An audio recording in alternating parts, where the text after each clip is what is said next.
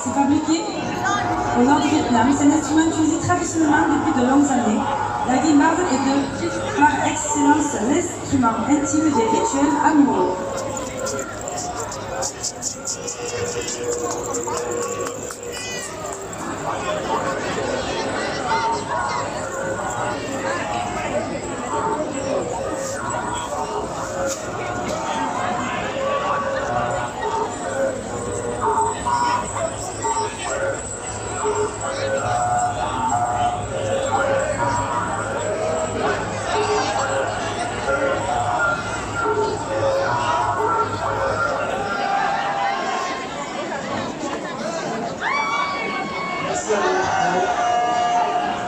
Gracias.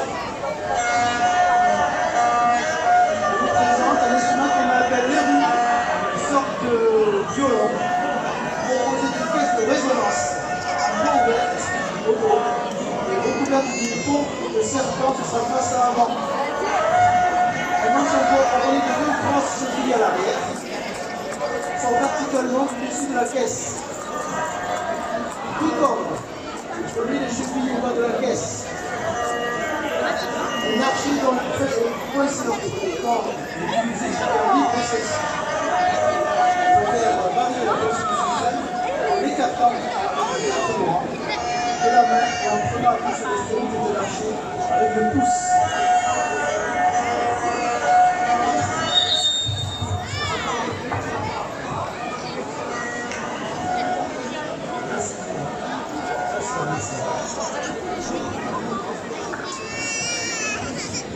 Place aux costumes traditionnels. Les Bons forment un peuple très diversifié, composé de plusieurs sous-groupes présents en Asie de l'Est et du Sud-Est. Au Laos, en Thaïlande et au Vietnam, on distingue généralement 4 grands groupes. Les Bons blancs, les Bons laids, les Bons rayés et les Bons noirs. Bien qu'il s'agisse des principaux sous-groupes reconnus d'autres pays, comme la Chine, en compte davantage. Il est important de noter que ces grands sous-groupes peuvent porter des noms différents selon les pays d'origine et la personne qui les identifie. Ces sous-groupes permettent de classer les noms en fonction de leurs vêtements traditionnels, mais aussi de leur dialecte qui parlent.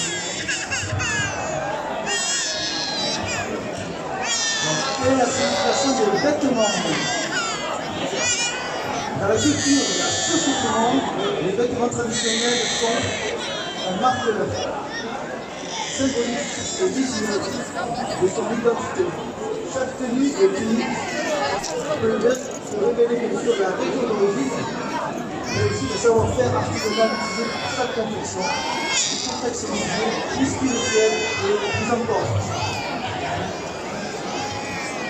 Le statut socio-économique. Autrefois, le niveau des détails des vêtements traditionnels et la quantité d'accessoires étaient des indicateurs de la richesse familiale.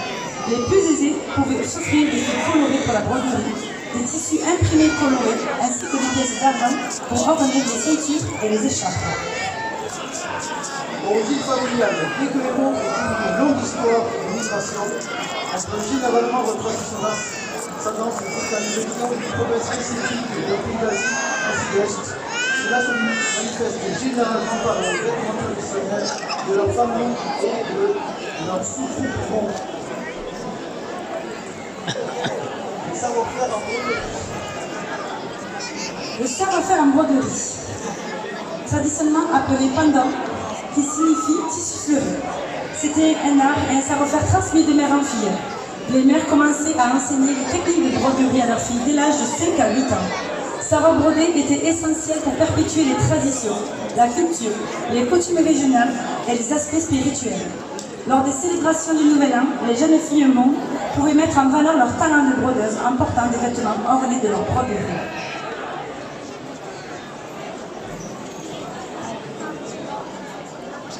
Nous allons appeler un à un les représentants des costumes.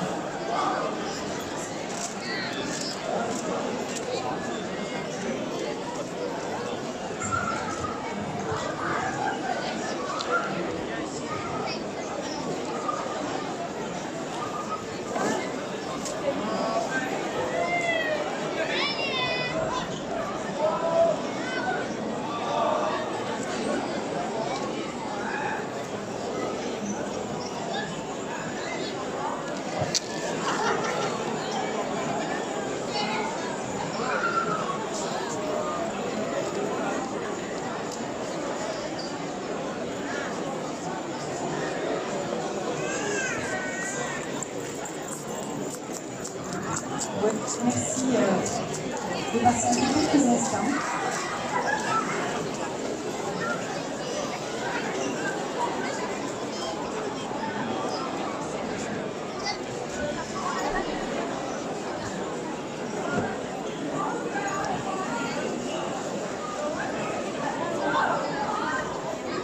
直接吃到2点。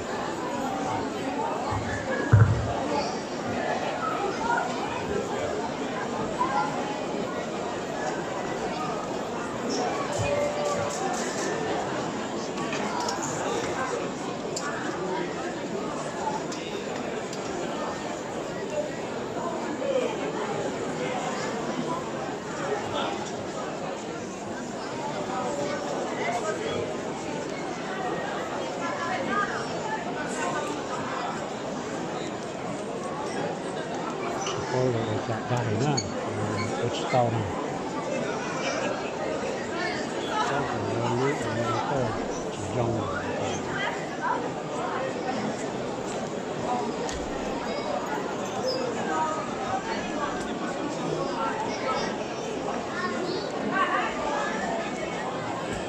เดี๋ยวเช่นเดียวกัน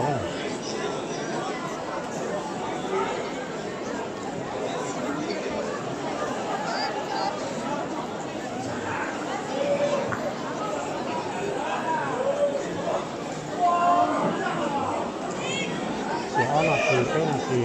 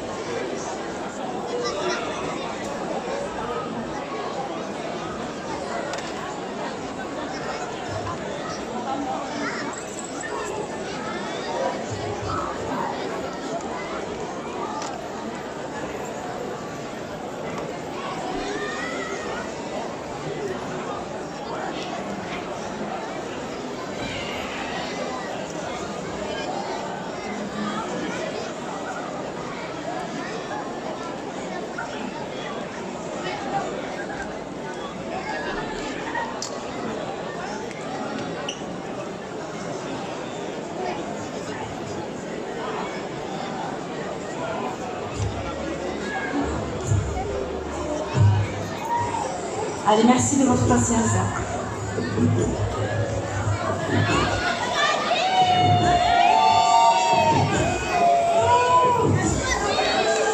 Allez, on accueille Swazik, qui porte un costume mauve de loi Praman, situé au nord du Laos, avec une jupe blanche, un chapeau de pompon et un haut bleu et noir. Alors, l'encourage.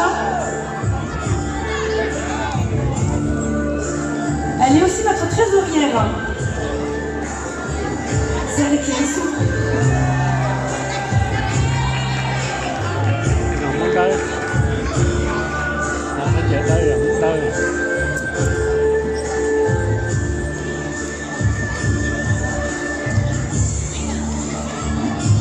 Nous avons Louane, enseigne de la province de Séquoia.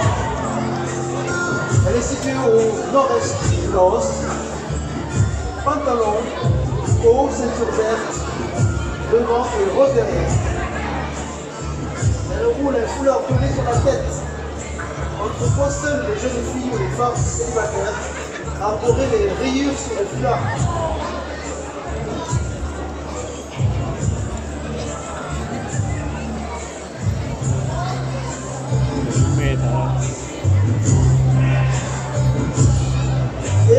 Erin porte aussi de la même province que le one précédemment, de Saint-Croix, sauf qu'elle est en version jupe. Erin va faire le ramassage de blé Elle est en train de faucher et de récolter dans son petit panier.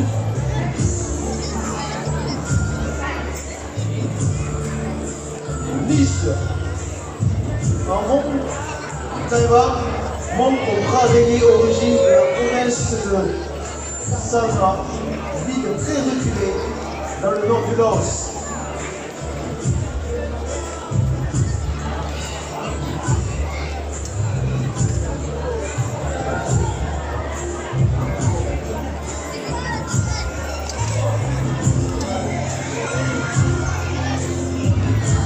Clémence porte une tenue de Montlin de la province de Sayaburi, avec une jupe colorée, un foulard noir recouvert de tissu à carreaux appelé aussi chiquet, orné de pièces et de pompons rouges ou roses.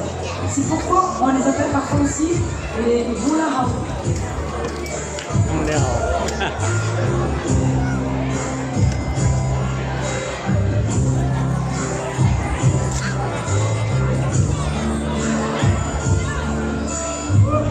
Alexia, habillée à Mont Wasai, à la frontière de la Thaïlande et du Laos.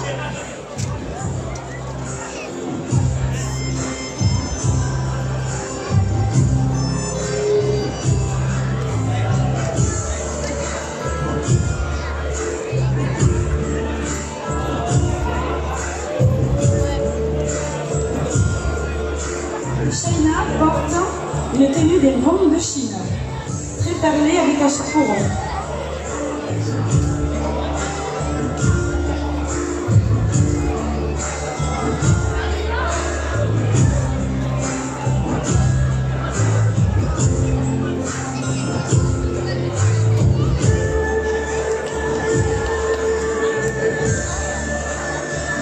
Et enfin, qu'est-ce que les vêtements traditionnels ont au Vietnam? C'est ce qu'on appelle les bunyanas. Très particulier, hein, Avec, lequel chez nous. c'est ça, avec un foulard coloré sur la tête.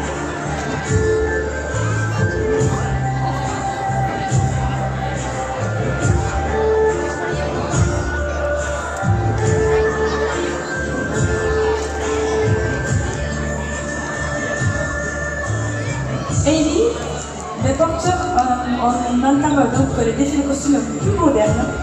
Hailey porte une tenue avec l'identification du chapeau qu'on appelle le chapeau de princesse.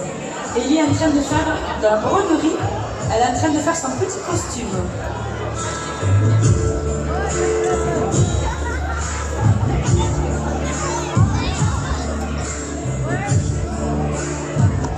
Donc vous pouvez voir bien sûr une évolution de la coloration. On est pour Calia, Mont de Chine.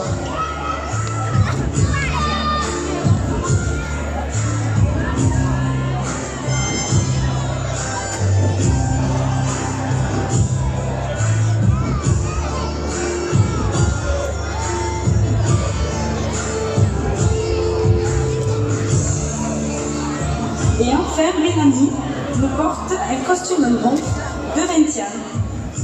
Mélanie qui est aussi notre secrétaire au sein de l'association. Merci de l'applaudir très très fort.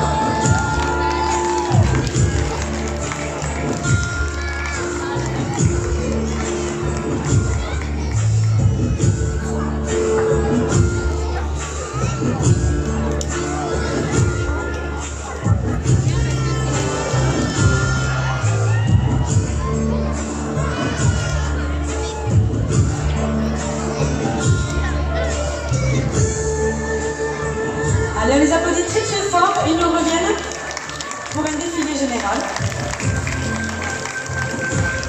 Oh, les photos. N'hésitez pas à les prendre en photo.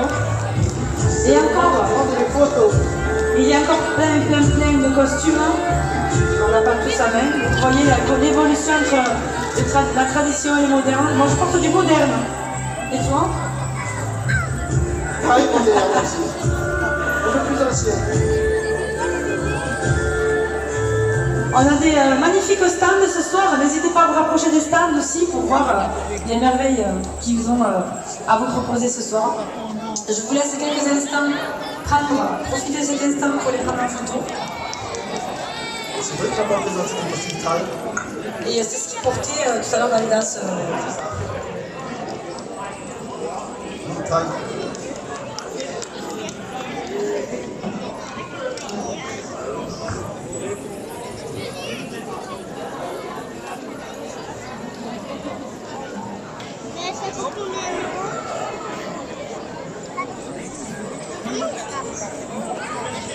Allez, merci beaucoup. Juste le temps. Ah. Attendez, ne bougez pas. Il y a le président qui veut sa photo.